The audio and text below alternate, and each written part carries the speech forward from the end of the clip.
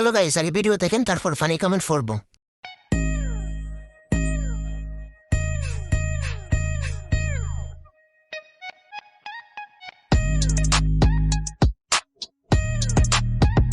तो चलिए शुरू करते हैं। দেশের চাহিদা মিটিয়ে বিদেশেও রপ্তানি করা যাবে। প্যাকেটের তুলনায় চিপস বেশি হয়ে গেছে। বাংলাদেশের সবচেয়ে বড় মনের মানুষ, বড় লোকের খাবার। নিঃসন্দেহে তুই ঠিক কথা বলেছিস। যখন যাবে ঝুলে তোমায় যাবে বলে। মাশাআল্লাহ, পুরো ঢাকা শহরের মানুষ খেলেও শেষ হবে না। একটা দেন, ফুটবল খেলি গা। 15-20 জন মিলে খাওয়া যাবে। অনেক বড় দোকানের মালিক আপনি ঝুলে গেছেন।